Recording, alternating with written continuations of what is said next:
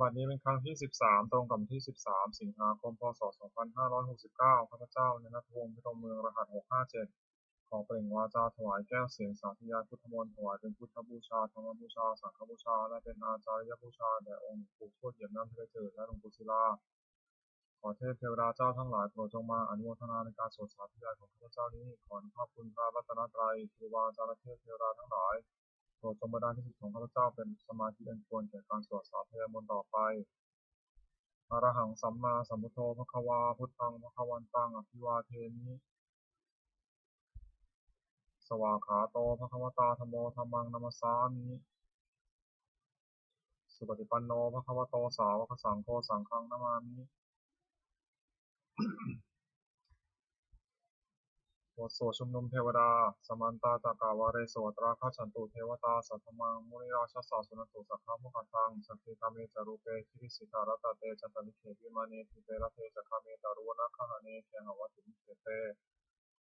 ภูมาจายันตุเทวาชาลถาลวิสเมยขะคันทพานาคาติทันตาสนิเตยังมุนิวารวาจนังสาทโวเมสุนันตุธรรมสวนากาโลอายัมทันตาธรรมสวนากาโลอายัมทันตาธรรมสวนากาโลอายัมทันตา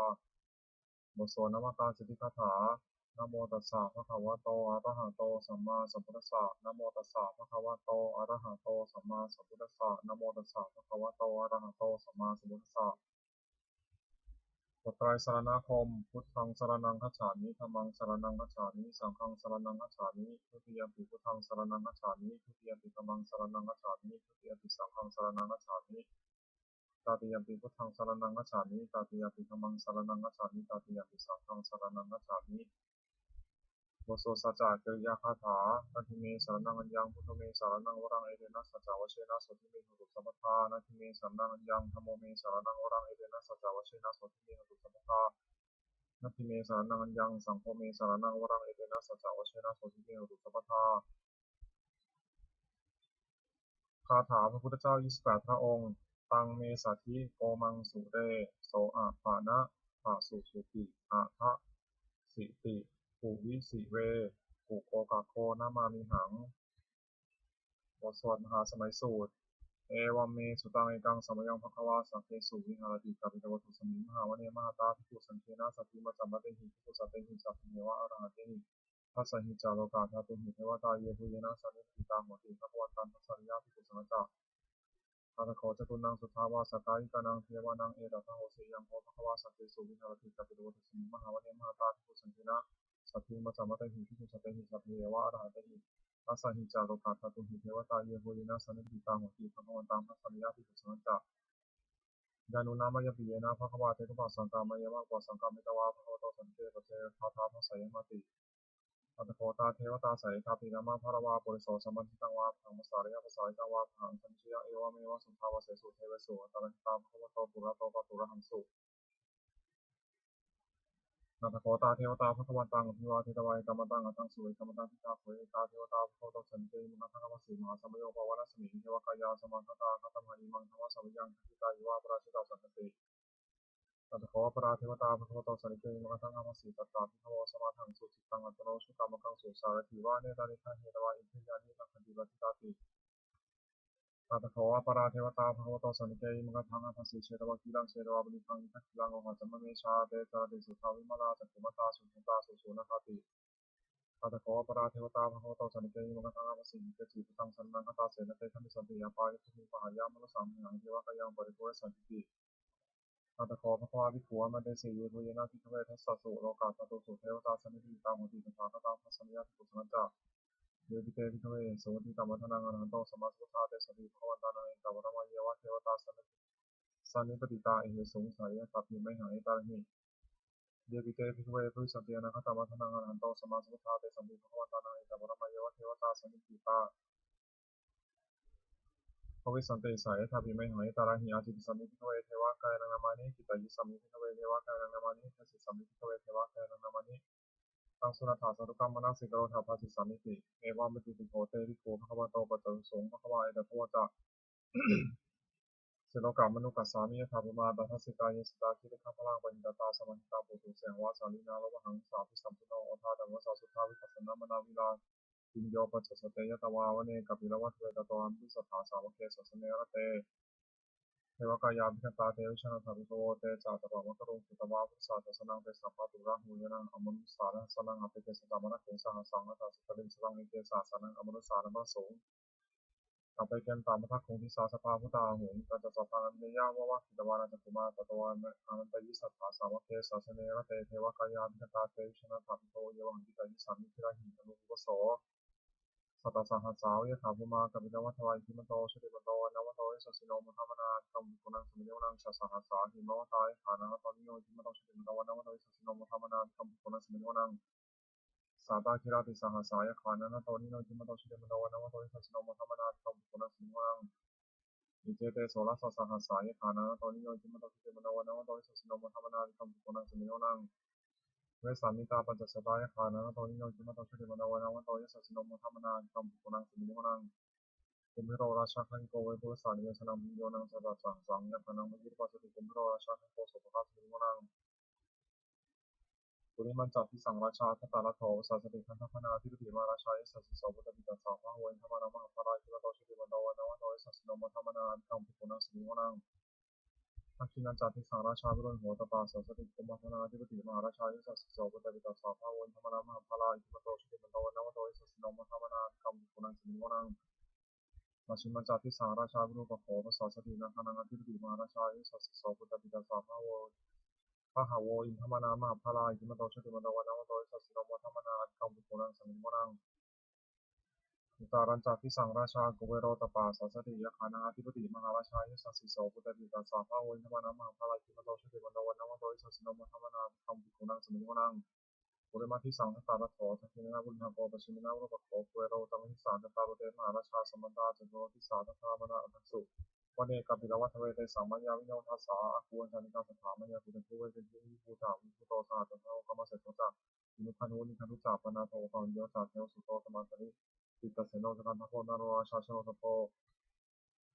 อาคูปัญจสิโกเจวะติมพโรโสยวัจสายเดจเนจราชโนกันตถาสาราชุติวันธรรมนาวิกัมปุนังสมิโนนางัตถะคุณมัสสานาคาเวสราสหัสสกาคัมภารัสสาราคูปยภาสานิทิยมุนาทตาราจาคุณทายสัสสิโนตาวันโนมานาโกสุภคัสมิโนนังเยนะทราเชสังสารติทิตาทิชาปฏิวิสุทธสักโขหายสัตเทวนามัชลตาติตาสุปนาอิติเดสานามังอภยตานาคราชนามัสสิสุปนาตเกมะมะกัสสุทโธตานิหิวใจหิปองหายันตานาคาสุปนาสารนามกัสสุทังชิตาวชิระหัตเถนะสมุทังอสุราสิตาภัตตโรวะสาวเสเตอิมโดยสัสสิโนคาคันธามหามิสมาสุวาสนาเวทัสสาวิปจิติสุติติจาปะหารโตนัมปิสหัสสัตตาภริปุตตนังสัพเพเวโรจนามกาสนันตัวพริงสนังราหุวตาโมปาขมุงสมโยธานิพัตเตปิกุนังสมิโนนังอาโปจะเทวาปฏิวิจารเตชวายโยตัสสะขโมโรนาวโรนาเทวาโสโมจายิสัสสะเมตตากรุณาไกกาตุเทวายสัสสิโนทัสเสตุทัสสะนาคายาสัพพินาโตอิโนจิมโตชิติมโตวานาวโตสัสสิโนมะธรรมนาคัมปุณสมิโนนังเป็นผู้จะเทวาสังดิจาสมาเทเวยมาจันทสุภสัตเทวาจันทภูบริตาสุเรสุภสัตเทวาสุเรมะภูบริตานักขัตตานิปุรคิตวาภูมิทาวะละหัตตาวะโสนาวะโสเสโตสโกมะคาปุริโตทัสเสเตทัสสะนาคายาสัพพินาโตอิโนจิมโตชิติมโตวานาวโตสัสสิโนมะธรรมนาคัมปุณสมิโนนังตถาภูสาวุเทวาชารามคิสิกาลิวะอธิกาจโรชาจามุมาปุปานิภาสินวรุณาสาธรรมจาติตาเจเนชกาสุรยาอุจราคัวโกสาวเนสิโนทัสเสเตทัสสะนาคายาสัพพินาโตอิโนจิมโตชิติมโตวานาวโตสัสสิโนโมธรรมนาอันกัมปิโกนังสมิโนนังสมานามะสมานามนุสามนุสรมาคิตาวตุสิกาคัวโกมโนปทุสิกาสาคูหรโยเทวายจาริตวาสิโนปาราคามหาปาราคาภุเทวายสัสสิโนทัสเสเตทัสสะนาคายาสัพพินาโตอิโนจิมโตชิติมโตวานาวโตยสัสสิโนโมธรรมนาอันกัมปิโกนังสมิโนนังสุกาการุมหารุณาโคยทานสาสหโอทาทะเลหาปะมุขาคุติวาจักนาสัทธรรมตาหรักชามิสกาจายสัสสิโนทายังอาคามุชโนยสาธุสติทัสเสเตทัสสัทธากายาสัทธนาตอนิโนจิมโตชิติมโนวานาวโตสัสสิโนโมธรรมนาอันกัมปิโกนังสมิโนนังเขมิยาตุสิตายามากาตกาจายสัสสิโนสัมเมตกาลามาเสถาชุตินามาสาสวานิมานาปติโนอาคูถาคูบารานิตาทัสเสเตทัสสัทธากายาสัทธนาตอนิโนจิมโตชิติมโนวานาวโตสัสสิโนโมธรรมนาอันกัมปิโกนังสมิโนนังสัทเทเรเทวานิกายาสัทเทนาโตนิโนนามานวายนาคัจจุเยจเยสัติสาสะภวุฒาสติมขีรังโอคตินามนาสวานะเขมุขตารานาคังสันทังวาสิตาติตังสุตตามาบรมโตจัปุตตาอิติมโตสาสนังกุมโรติโสตัสโสภคัสสมิติโมนัง สัสสะพระมาโลกานังมหาพมาพิติปปโนชุติมาโดวิสมากโยยัสสะสิโสทัสเสตัสสะคูปจิตาวโสติโนเดชะจามะชโตอาคาเรโตปะเรวะโตเดชะสัพเพอภิกันเตสินเทเวสัพพะมะเขมะระเสนาภิกขัมมิปัสสะกะนะสัมมัญญะทางคณะถาวันตาลักขินะพระธรรมทุสมตาปริวาระธรรมมุนจิตถาโคจินังกิตถามาสิโนกานะเหสเนนะเปสยิปานินาตระมหาจัสสรังกตวานะพิระวังยะถาโตสัพพะเมโกทะนะยันโตสัพพิชุโกตถาโสปฏิภาปฏิสัมพุทโธเสงวะเสตัสสะพังอภิยะวะวัคคิตวานะจักขุมาตโตอามันติสัทธาสาวะเกสัสเนระเตมะระเสนาภิกขตาเตวิชาทัพพโวเตจาตปะมะกรุงสุตวาพุทธศาสนาวิจาระคิหิบกามงเอสังเมเอชยินสัพเพวิชิตาสังฆามาภิยติกายสัสสิโนมนัสสิสังพุทธหิสาวกาเตชะเนสุตติบทสวดโพชังคปริตโพชังโคสติสังขาโตธัมมานังวิจโยตถาวิริยัมปีติปัสสัทธิโพชังคาตะโพชังคาจะตถาปาเรสมาธุเปกขาโพชังคาจะเตเตสัพพะทัสสินามุนินาสัมมาทัคขาตาภาวิตาภหุลิกตาสังวัตันติปฏิยะนิพพานายะจะโพธิยาเอเตนะสัจจาวชินะโสติเตโหตุสัพพทาเอกสมิงสมัยเยนาโถโมคคลานันจากัสสปังทิลาเนทุกิเตทิสวาโพชังเทสัตตะเทสยิเตจะตังอภินันทิตาวาโรคามุจจิงสุตังคเนเอเตนะสัจจาวชินะโสติเตโหตุสัพพทาเอตถาธรรมาราชาภิเทรัญเยนะทิติริโตจุนทัตเถเรนะปัญเยวะพนาเปตวานะสัทธรังสัมโมทิตวาจะอาภาธาตัมหาวุฒาสิฐานโสเอเตนะสัจจาวชินะโสติเตโหตุสัพพทาปหินาเตจะอาภาธาทินนันนัมปิมหิสินังมัคคาหะตะกิเลสาวะปตานุปปัตติธรรมตังเอเตนะสัจจาวชินะโสติเตโหตุสัพพทาบทสวดบารมี30ทัศทานะปารมีสัมปันโนทานะอุปปารมีสัมปันโนทานะปรมัตถปารมีสัมปันโนเมตตาไมตรีกรุณามุทิตาอุเบกขาปารมีสัมปันโนอิติปิโสภควาศีลปารมีสัมปันโนศีลอุปปารมีสัมปันโนศีลปรมัตถปารมีสัมปันโนเมตตาไมตรีกรุณามุทิตาอุเบกขาปารมีสัมปันโนอิติปิโสภควาเนคขมะปารมีสัมปันโนเนคขมะอุปปารมีสัมปันโนเนคขมะปรมัตถปารมีสัมปันโนเมตตาไมตรีกรุณามุทิตาอุเบกขาปารมีสัมปันโนอิติปิโสภควาปัญญาปารมีสัมปันโนปัญญาอุปปารมีสัมปันโนปัญญาปรมัตถปารมีสัมปันโนเมตตาเมตริกรุณามุทิตาอุเบกขาปารมีสัมปันโนอิติปิโสภควาวิริยะปารมีสัมปันโนวิริยะอุปปารมีสัมปันโนวิริยะปรมัตถปารมีสัมปันโนเมตตาเมตริกรุณามุทิตาอุเบกขาปารมีสัมปันโนอิติปิโสภควาขันติปารมีสัมปันโนขันติอุปปารมีสัมปันโนขันติปรมัตถปารมีสัมปันโนเมตตาเมตริกรุณามุทิตาอุเบกขาปารมีสัมปันโนอิติปิโสภควาสัจจะปารมีสัมปันโนสัจจะอุปปารมีสัมปันโนสัจจะปรมัตถปารมีสัมปันโนเมตตาเมตริกรุณามุทิตาอุเบกขาปารมีสัมปันโนอิติปิโสภควาอธิฐานะปารมีสัมปันโนอธิฐานะอุปปารมีสัมปันโนอธิฐานะปรมัตถปารมีสัมปันโนเมตตาเมตริกรุณามุทิตาอุเบกขาปารมีสัมปันโนอิติปิโสภควาเมตตาปารมีสัมปันโนเมตตาอุปปารมีสัมปันโนเมตตาปรมัตถปารมีสัมปันโนเมตตาเมตริกรุณามุทิตาอุเบกขาปารมีสัมปันโนอิติปิโสภควาอุเบกขาปารมีสัมปันโนอุเบกขาอุปปารมีสัมปันโนอุเบกขาปรมัตถปารมีสัมปันโนเมตตาเมตริกรุณามุทิตาอุเบกขาปารมีสัมปันโนอิติปิโสภควาทัสสะปารมีสัมปันโนทัสสะอุปปารมีสัมปันโนทัสสะปรมัตถปารมีสัมปันโนเมตตาเมตริกรุณามุทิตาอุเบกขาปารมีสัมปันโนอิติปิโสภควาพุทธังสรณังคัจฉามิธัมมังสรณังคัจฉามิสังฆังสรณังคัจฉามินะมามิหังนะโมตัสสะภะคะวะโตอะระหะโตสัมมาสัมพุทธัสสะนะโมตัสสะภะคะวะโตอะระหะโตสัมมาสัมพุทธัสสะนะโมตัสสะภะคะวะโตอะระหะโตสัมมาสัมพุทธัสสะบทสวดพระคาถาที่พยมนต์เจริญธาตุ6พุทธังอายุวัฒนังชีวิตังยาวานิพพานังสรณังคัจฉามิธัมมังอายุวัฒนังชีวิตังยาวานิพพานังสรณังคัจฉามิสังฆังอายุวัฒนังชีวิตังยาวานิพพานังสรณังคัจฉามิทุติยมปิพุทธังอายุวัฒนังชีวิตังยาวานิพพานังสรณังคัจฉามิทุติยมปิธัมมังอายุวัฒนังชีวิตังยาวานิพพานังสรณังคัจฉามิทุติยมปิสังฆังอายุวัฒนังชีวิตังยาวานิพพานังสรณังคัจฉามิตติยมปิพุทธังอายุวัฒนังชีวิตังยาวานิพพานังสรณังคัจฉามิตติยมปิธัมมังอายุวัฒนังชีวิตังยาวานิพพานังสรณังคัจฉามิตติยมปิสังฆังอายุวัฒนังชีวิตังยาวานิพพานังสรณังคัจฉามิวายโยจักพุทธะคุณังอรหังพุทโธอิติปิโสภควานามานิหังอรหังสัมมาสัมพุทโธวิชชาจารณะสัมปันโนสุปโตโลกวิทูอนุตตโรปุริสธรรมสารถิสัทธาเทวมนุสสานังพุทโธภควติวายโยจัตธรรมเมตังอรหังพุทโธอิติปิโสภควานามานิหังสวากขาโตภควตาธัมโมสันติโกอากาลิโกเอหิปัสสิโกปะนะยิโกปัสสังพุทธโพนิมิติ วายโยจัสสังฆานังอรหังพุทโธอิติปิโสภควานามามิหังสุปฏิปันโนภควโตสาวกสังโฆชุปฏิปันโนภควโตสาวกสังโฆยะยะปฏิปันโนภควโตสาวกสังโฆสามีสุปฏิปันโนภควโตสาวกสังโฆยะทิพังจตาริปุริสายุคานิทัพปุริสุขลาเอสาวภควโตสาวกสังโฆอาหุเนโยปังหุเนโยทัพเนโยชลิกรณิโยนุตรังบุญญเขตังโลกัสสาติธาตุปริสุทธานุภาเวนะสัมมทุกขาสัมมพยาสัมมโรคาวิมุตติอิติอุทามาโทเตริยังสัพพทิสัพพตตายะสัพพวันตังโลกังเมตตากรุณามุทิตาอุเบกขาสหคเทนะเจตสัจจะสุทธิสามภริกวาวิหารติสุขังสุปฏิสุขังปฏิพุชตินาปาปกังสุปินังปัสสติมนุสสานังปิยโหติอมนุสสานังปิยโหติเทวตารักขตินาสายคิวาวิสังวาสัทธังวากามติเทวตังจิตังสมาธิยติโอขาวโนวิปัสสิทธิสัมมุโหกาลังกโรติจริงอัปปติวิชันโตพระมาโลกุปโคโหติอิติอุทะมะโทวิริยังอเวรังอเวราสุขาชีโนปตังบุญยังพลังมหิอันสัพเพวะคีพวนตุเมภวตุสัพพมังครังรักขตุสัพพเทวตาสัพพพุทธานุภาเวนะสัพพธรรมานุภาเวนะสัพพสังฆานุภาเวนะโสติโยตุนิรันตตังอรหังพุทโธอิติปิโสภวานามามิหังเตโชจาพุทธคุณังอรหังพุทโธอิติปิโสภวานามามิหังอรหังสัมมาสัมพุทโธวิชชาจารณะสัพพโนสุขโตโลกวิทูนุตโรบุริสธรรมสารติสัทธาเทวมนุสสานังพุทโธภควติ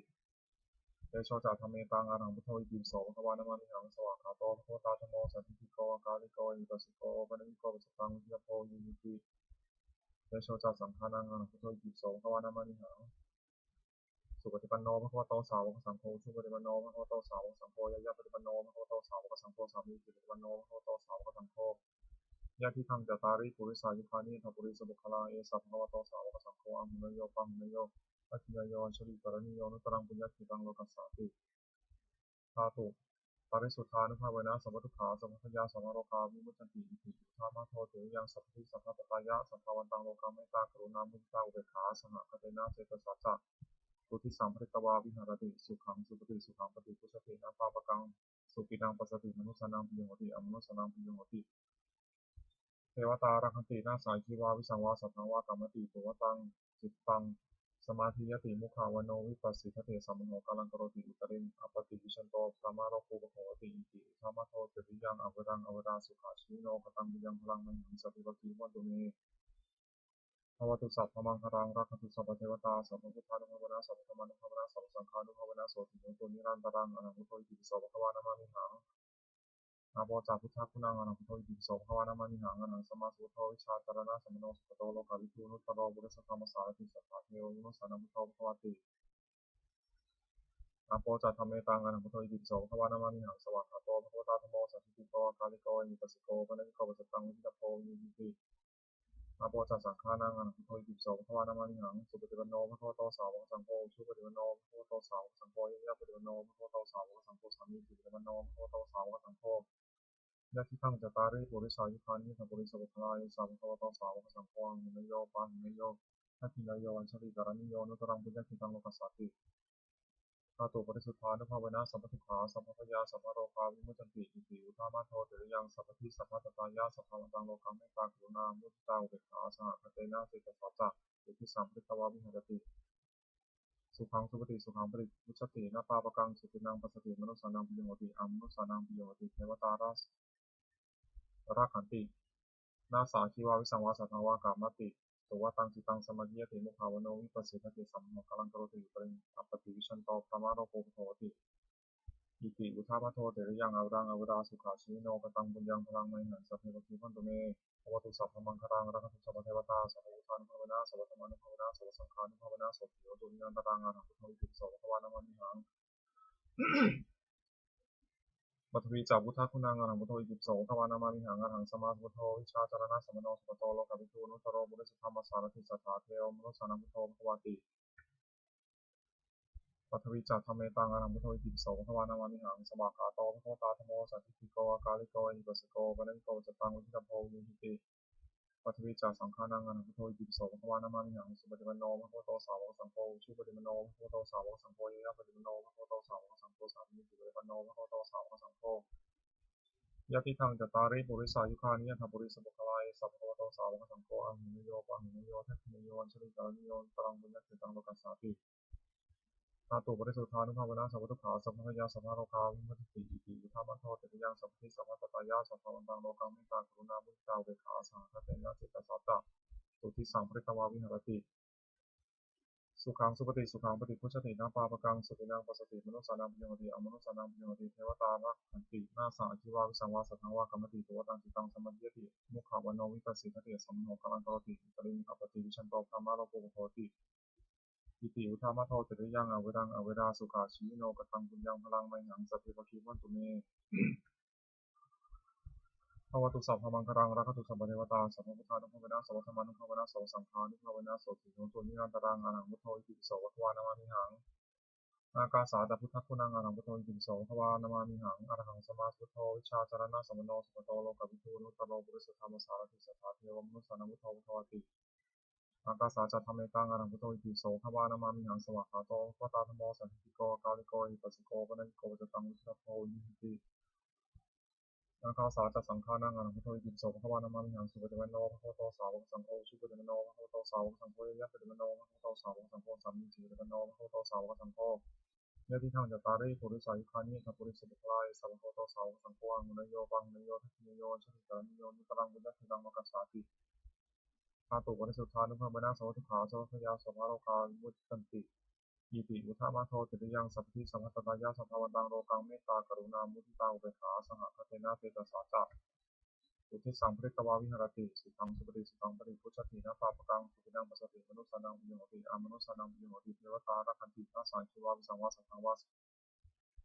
กามติตัวตังจิตังสมัติยติมุขาวโนวิปัสสิทติสัมมโนกาลังกรติตริงอปติวิชันโตพระมาโรกุโหติอิติอุทามัทโทติยังอเวรังอเวราสุขาชีโนกตังบุญยังพลังไมหังสัพพวทีวันตุเมภวตุสัพพมังคลังรักตุสัพพเทวตาสัพพพุทธานุภาเวนะสัพพธรรมานุภาเวนะสัพพสังฆานุภาเวนะโสติโยตุนิรันตรังอนันตุโตอิติโสภวานามามิหัง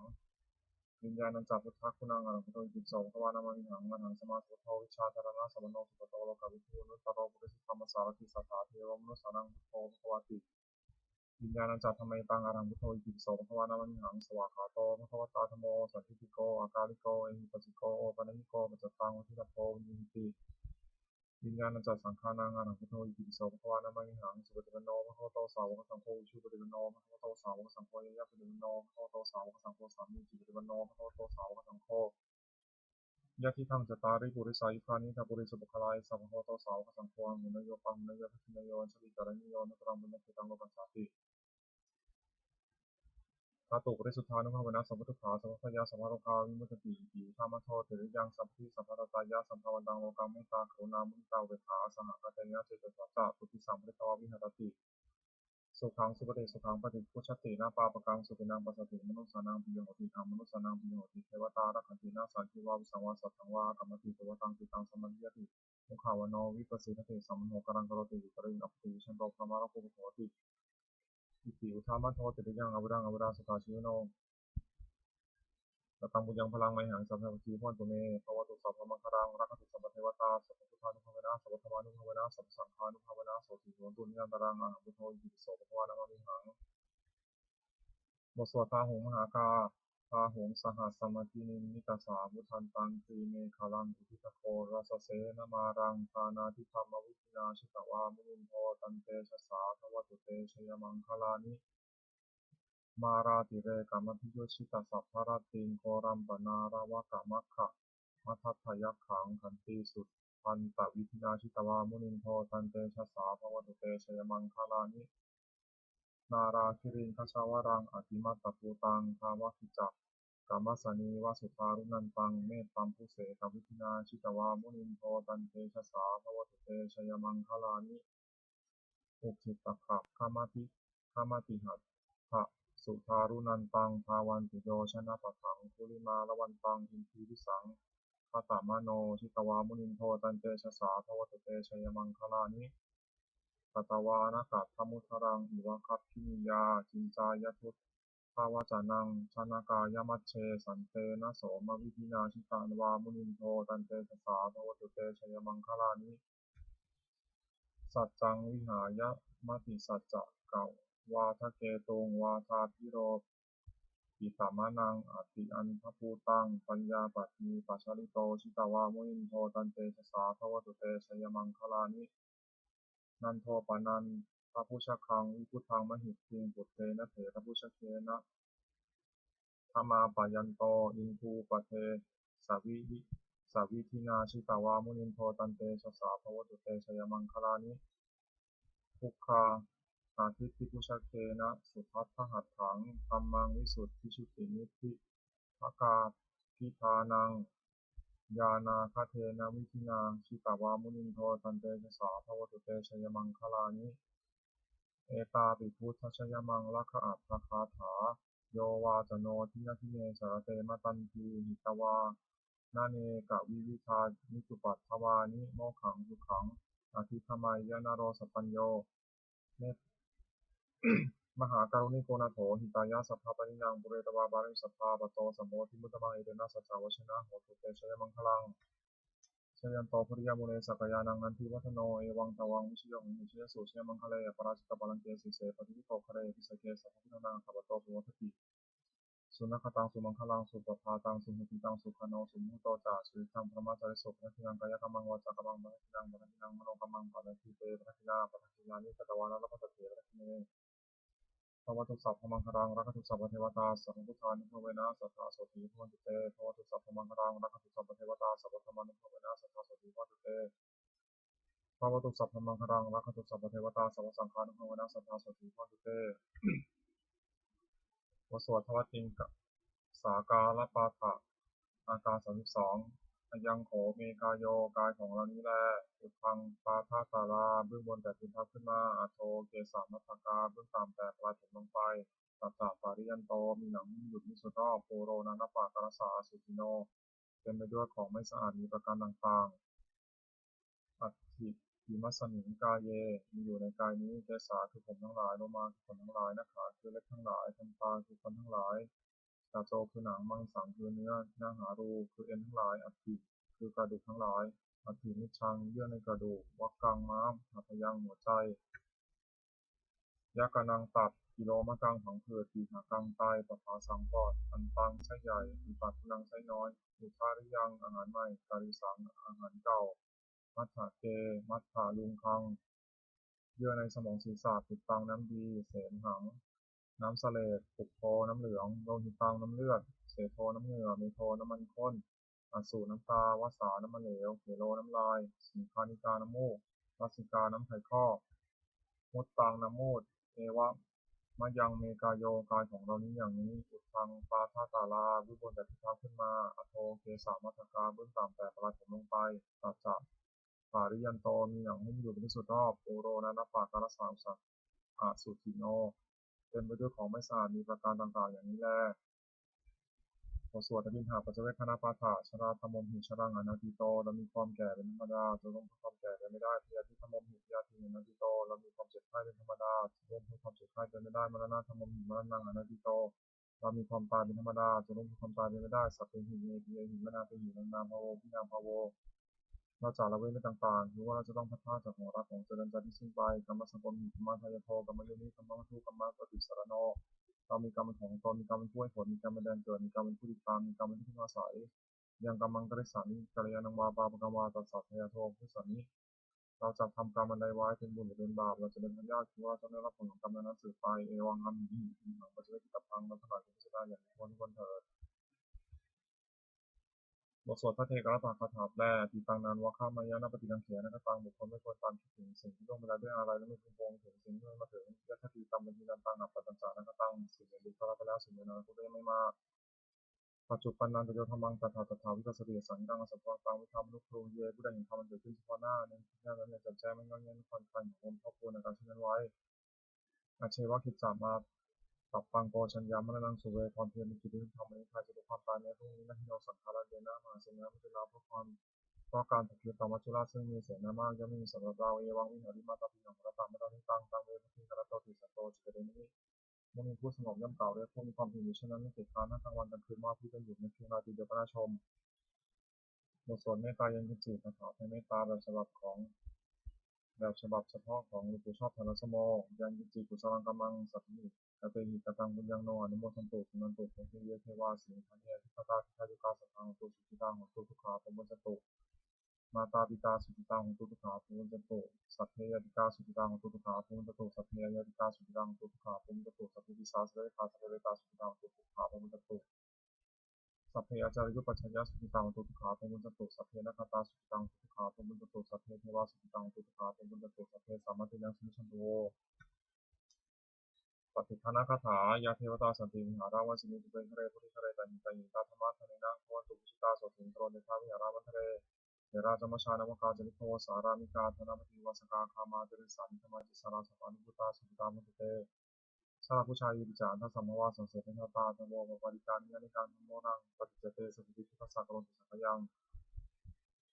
พระตุจิรังสตังธโมธรรมธราจบุคลาสังโฆตุสวัควะไถยจัยหิตายจารเนรคสุอัมเหระคาตุสัทธโมสัมเพติธรรมาจาริโนวุฒิสัมมาบุเรมาธรรมเยเรปะเวทิเตสันนังโหตุสัพเพติปานิโนวุฒสัสเนสมาทางโบยสันโตกาลเยวะโบสตุวุฒิภาวยสัตตนาสินิพังตุเมธนิมาตาปิตาจาตาชังนิจังรักตุตตังวังธรรมนาชโนชังรักตุสัพพะเทวตาวิโยชนะคาถาทุกขปตาจินิทุกขาพิยปตาจินิพิยาโสกปตาจินิโสกามุตุสัพเพตินาอิโนเอตาวตาจันนิสัมมตังพิยสัมมตังสันติเทวานุโมทตุสัพพะสัมปติสิทธิยาทานังทันตุสัพพยาสีรังรักตุสัพพะภาวนาพิจตังตุปัสสติเทวตาคตาสัพเพพุทธาพระปตาปัจเจการเรียนพลังอนันตาจากเดชนะรักขมันตังสัพโสหมดแผ่เมตตาอุทิศสัพเพสัตตาสัตตังตัวรักสมชีวิตน้องขอสัตว์ทั้งหลายอย่าลืมอย่าการละตัวผู้ดำรงชีพอยู่ในสุขทุกข์มาเถิด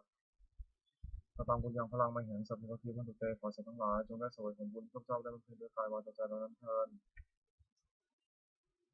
สัพเพพุทธาพระปตาปัจเจการเตมพลังอนันตาจากเดชนะรักขมันตังมิสวโสสัพเพพุทธาพระปตาปัจเจการเตมพลังอนันตาจากเดชนะรักขมันตังมิสวโสสัพเพพุทธาพระปตาปัจเจการเตมพลังอนันตาจากเดชนะรักขมันตังมิสวโสสัพเพพุทธาพระปตาปัจเจการเตมพลังอนันตาจากเดชนะรักขมันตังมิสวโสสัพเพพุทธาพระปตาปัจเจการเตมพลังอนันตาจากเดชนะรักขมันตังมิสวโสสัพเพพุทธาพระปตาปัจเจการเตมพลังอนันตาจากเดชนะรักขมันตังมิสว